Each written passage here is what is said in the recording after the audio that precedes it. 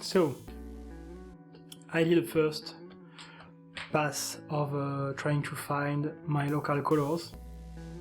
Finally I decided, as I was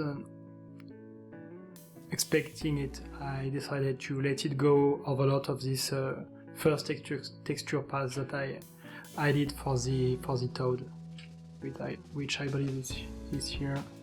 Maybe I'll bring some of this texture back, a bit of this texture back later. I don't know, I'll see.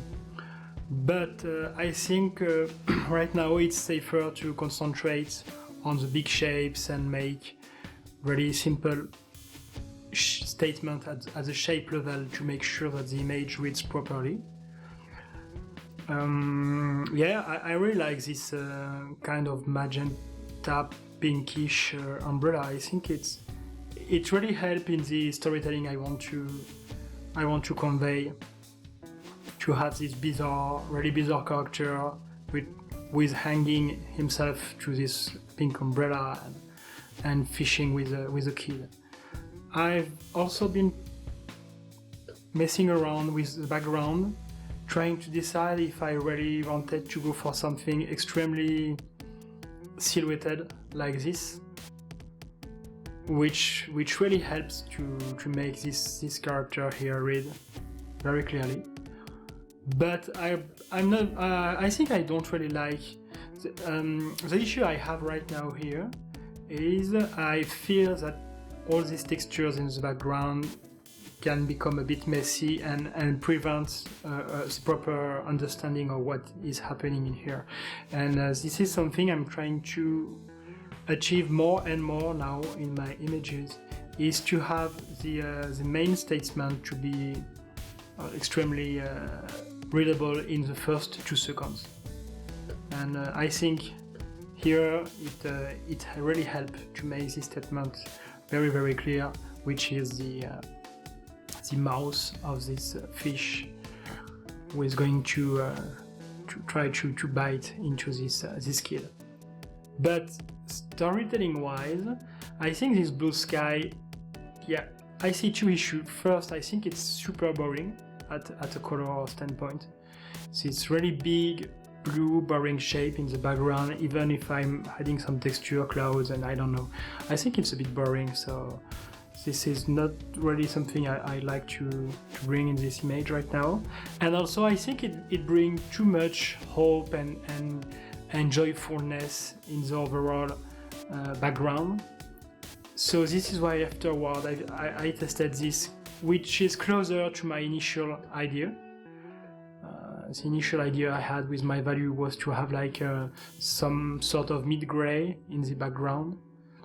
And I think this one works a bit better because it's darker, it's definitely less joyful than the first alternative. So I think the challenge here will be to really make sure that this background help to read what is happening in the foreground.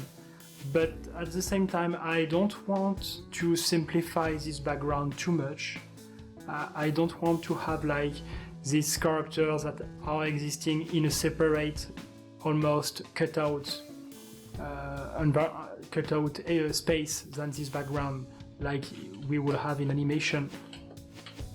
I'd like them to integrate a bit better with the background. So I think for this I need to keep some indication of texture and directionality in my plants in the background.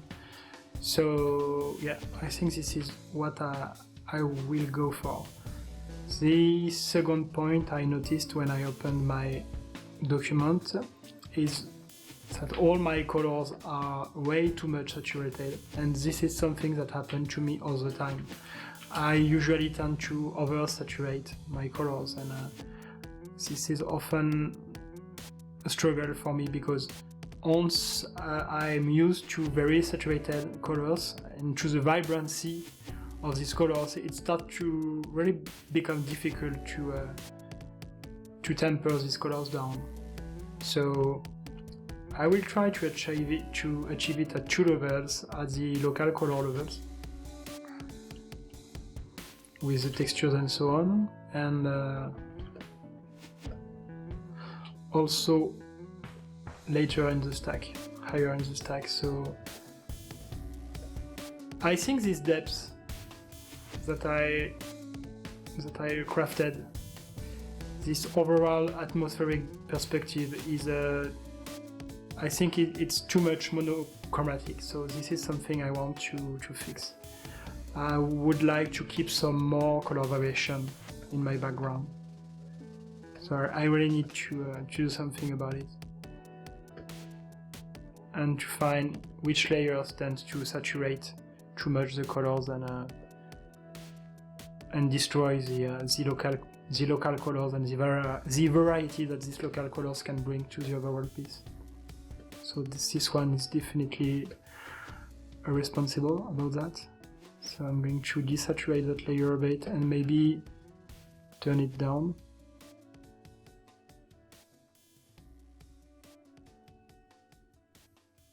So here the challenge is,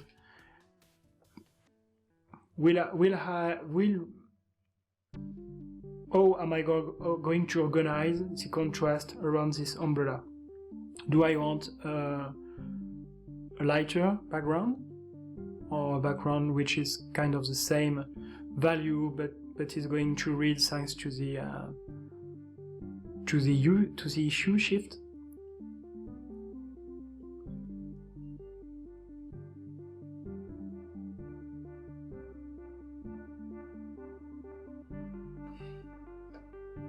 So the way I'm switching from color to black and white, it's with this feature here, which is proof color. So in Photoshop you can use this proof setup menu here, and when you go into custom, you can select one of these black and white color profile that you'll find here.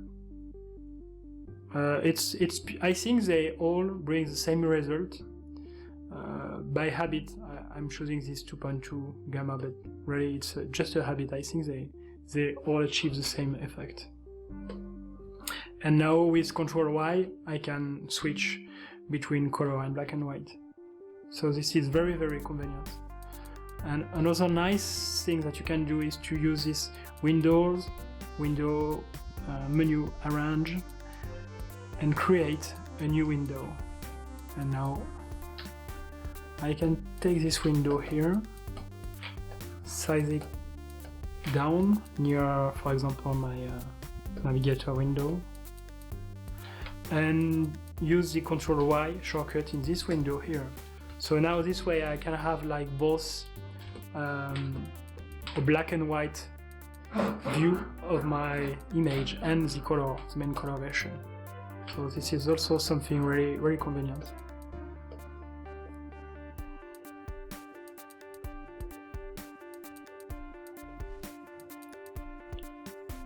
So same thing here, I'm trying to decide whether or not this is bringing something interesting.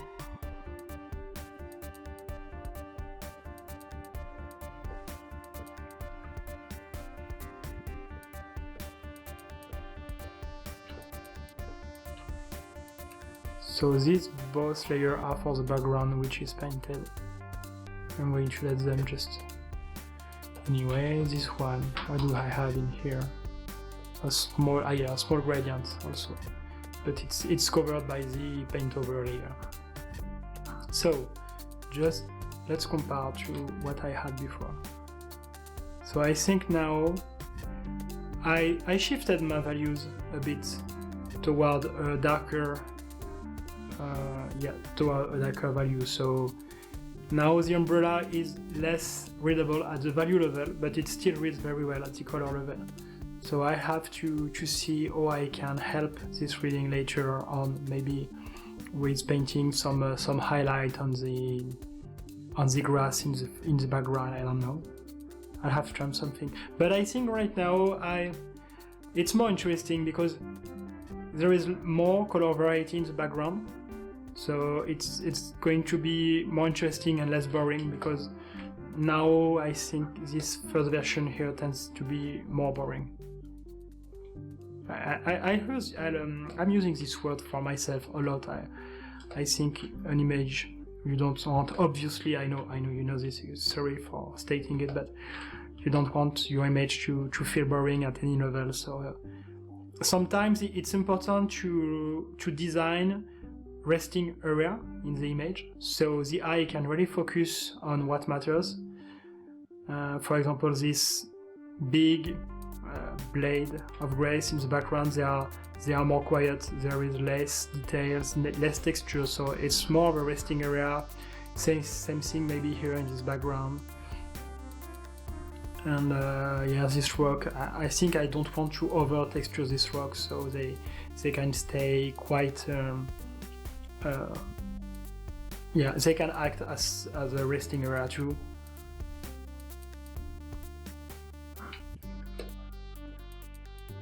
But it's maybe a bit too much saturated still, so I think I'm going to do something here at the mood level to overall desaturate my colors, because I don't want to calibrate my eye on these oversaturated colors, because later I think it's going to be very, very hard to desaturate them. Not technically, but it's going to be hard for me to be able to perceive a nice overall gamut at a less desaturated tone. So I prefer to maybe exaggerate the desaturation overall right now, so later I'll be able to bring back some more saturation, because right now here it's really a lot. So one thing I think is that red on the frog now is really too neutral, so I need to do something.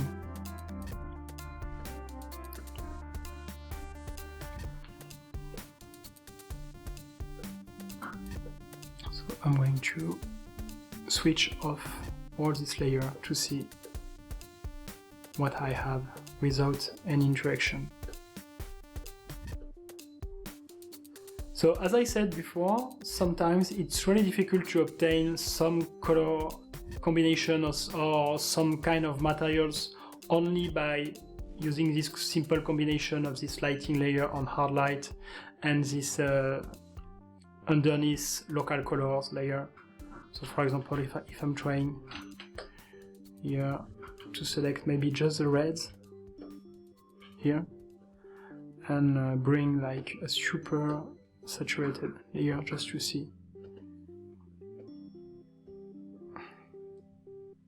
Well, actually it works. It works quite okay in terms of how can I say that? Of overall gamma perception, the overall contrast I have between my shader areas and my little areas. I think it works, but now I need to make this work with the underneath texture. So maybe I'll use I don't know, overlay layer, yeah. Okay, so the issue now I have is that I lost all of the color variation I had in the first place. So, but once again, it's really sculpting with light and colors, so I can go too strong for now and maybe tone that back later. Adjustment and paint over.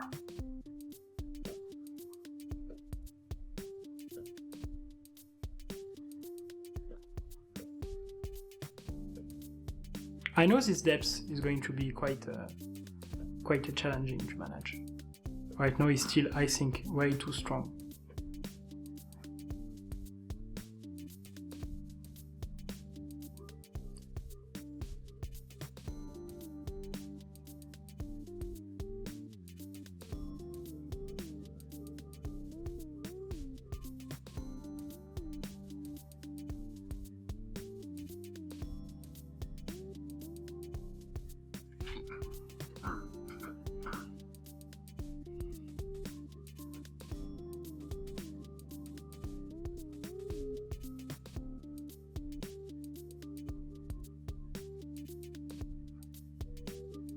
Well, actually I think having slightly darker values in the background kind of help in reading some of the foreground shape, especially the kid. Here the skin tone of the kid here, and his shirt is a bit lost in the background, whereas if I'm lowering down the value, it starts to read a little better. So maybe I want to keep something like that, and I can play with this depth map at other level.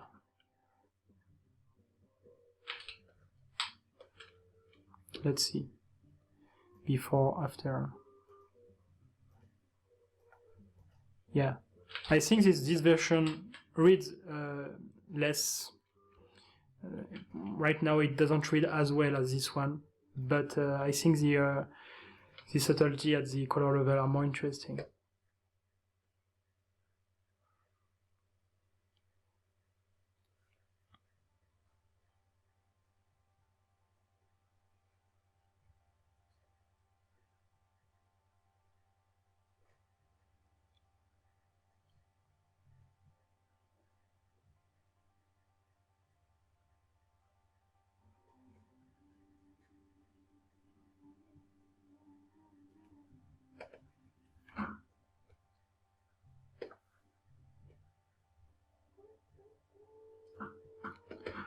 I try to find a balance where I can maintain the overall vibrancy of the color without having its color too saturated.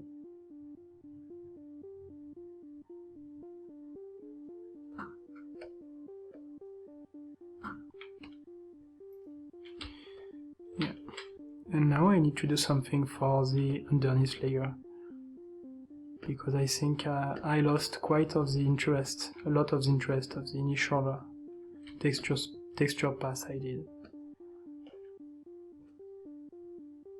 So I will simply copy this initial texture pass and bring it on top of everything. And I'm still unable to bring this texture quality I'd like to get, so let's try to move this here and use now an overlay. Soft light, hard light.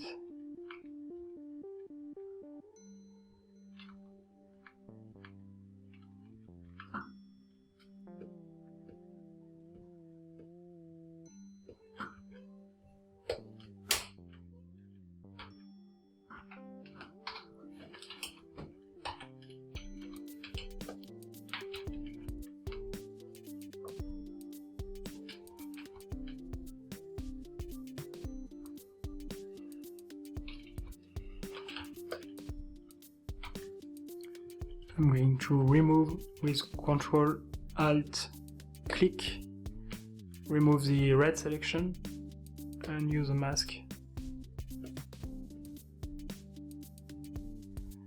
And this isn't the proper, I think, fusion mode, but let's try to play with the values again.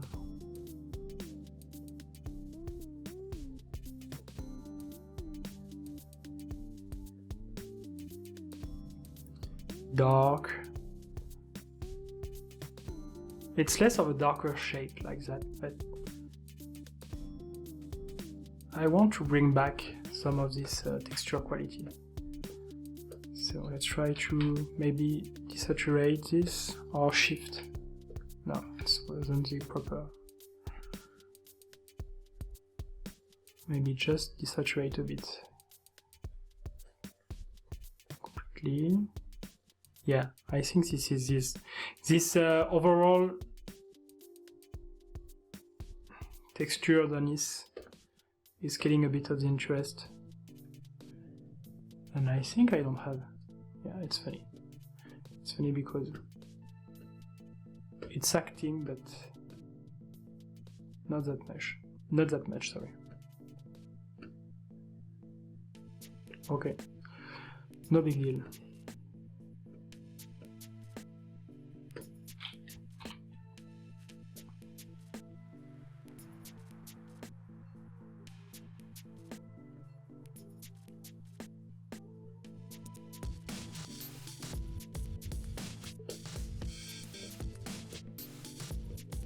Okay, so maybe now I can push that down.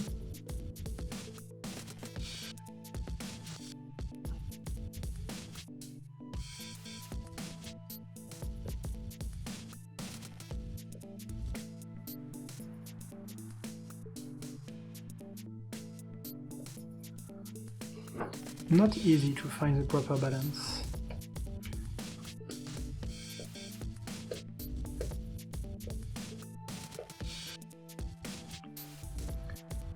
I'm looking at my values right now. I'm trying to decide if I'm bringing enough contrast between these two parts of the skin.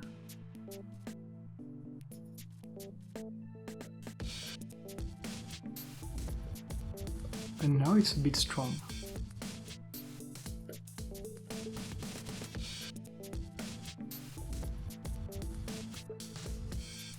So I'm going to mask everything here and use my airbrush to just paint in some areas.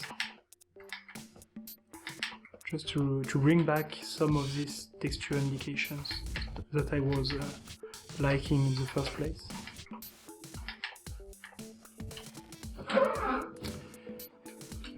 Okay, before, now, before, now. Yeah, as we can see in black and white, before it was almost impossible to tell the difference between the two main materials of the towel, and I think now it reads a little bit better.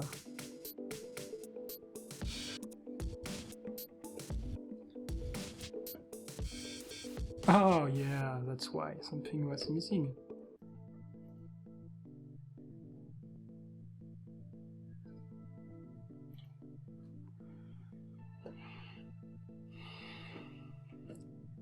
Let's see.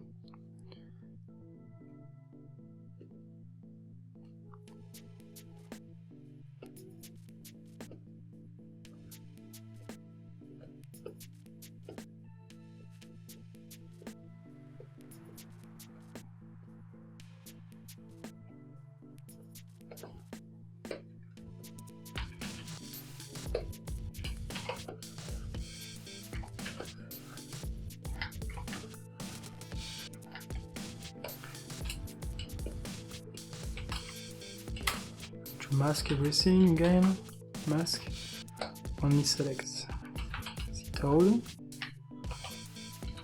and maybe use this lighter path just to emphasize some part of the anatomy to help to read the shape.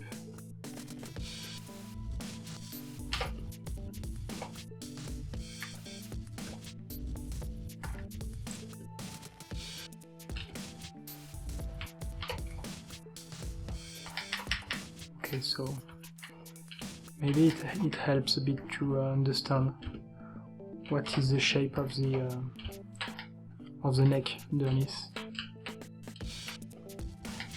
And I also want to break a bit this hard edge here. It doesn't feel very natural.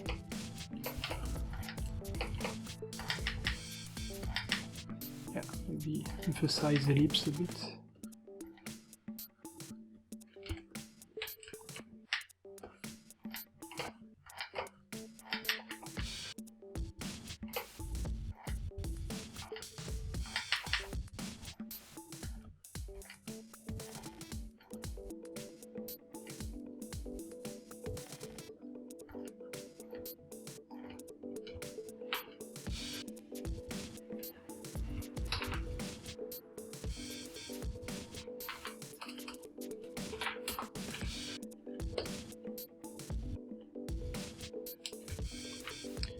So I will continue to mess around with my colors and my values.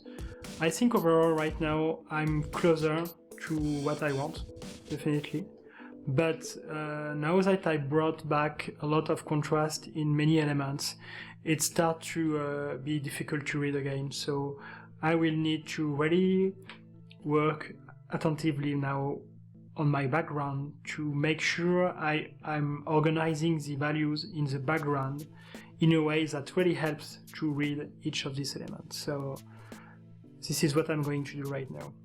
Really sketch my values, organize the shadows of the patterns of light and shadows in order to have a background that really work with the foreground and help the audience to immediately understand what this is about, instead of having this background fighting against this foreground and creating visual noise and preventing a proper reading of the image.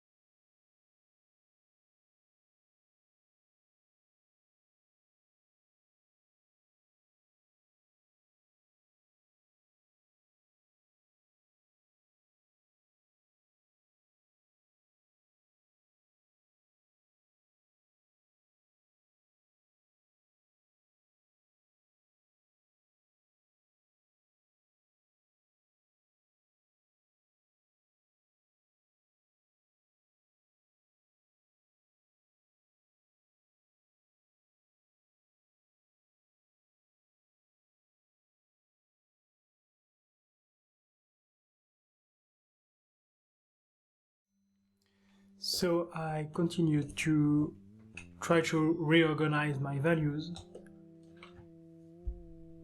so they can work with my foreground, and also trying to simplify the shapes of the background, because I want to have like these few simple shapes, a bit aggressive shapes that can reflect the mouth of the creature. So I like the idea to have like this teeth in the background that goes in different direction, and I try to simplify some of these shapes. So at some places it looks terrible because this is only rough. See here, it really looks terrible, but this is just a rough, and after that I'll make sure to have the same texture quality that I have in here, and the same texture lighting without all of these small brush strokes that doesn't work really well with the rest of the background. So I think obviously this is much easier, and even what we had in the first place with the really bright sky and so on. So it's easier to read with a bright sky and a really bright value in the background. But I think it's less oppressive, and it works not as well as what we have right now at the storytelling level. Because as I said before, I really want the background to feel oppressive, and kind of the same mood and value that we would have with a storm, when the storm is coming to a place, but you still have a lot of sun. So the danger is almost there, it's coming, but it's not there yet. So I think this is the kind of mood I want to suggest for this scene. I'm going to use a lot of other artifice and tricks to help separate the image. I think for this fish right now I'm going to play with brighter values from the this splattered water of the fish going out of the water. I'm going to cheat a bit by adding maybe some water where it shouldn't be, because maybe due to the direction of the fish the water will be more behind it. But I'm going to cheat a bit, I think, and I'm going to use some of these brighter values, because right now when I'm looking at my black and white windows or my navigator, I think it's really difficult to understand what is happening with the tail of the fish. And I really want my vignette to read as well as I can. So I have to make sure that I'm separating enough the shape of the fish from the shape of the tongue, and maybe yes, from the water and so on, so we can really understand this is a fish at the first read. There is a lot of small challenges at the thumbnail level. I think at the thumbnail level the main character, I don't know if it's the main character, but this character at least works quite okay. I think for the child it starts to become a bit more difficult, but in the meantime he's in an upside down position, and he's completely in an uncomfortable position, and also the simple usage of a kid to fish is the main point I want to sell in this image, which is completely absurd and really nasty and really abusive. And even though the child look playful and joyful, I think the fact that he's not reading as well as the other character at the first read, it can help also to engage the viewer into trying to solve this shape. So I think when the viewer is going to read first this image, I want him to see this fish. I want him to understand there is someone with an umbrella kind of fishing. Yeah, maybe the tongue is going to be a second read to understand what this shape is, but the frog, I'm going to add this characteristic toad eyes that will help you, I think, identify the shape as the first read. But maybe the child is going to be a second read. You know, the viewer is going to wander around this bright and red and okay, figure out, okay, this is the character upside down, and okay, this guy is fishing. Yeah, this is very, very nasty. He's fishing with a kid. So these are all the little problem I'm trying to solve, and I'm trying to think about to make choices, and I'm trying to make choices based on the story I want to tell, and not necessarily the most efficient choices at a composition level. At least I'm trying to have the composition to be at the service of the storytelling and not the opposite way.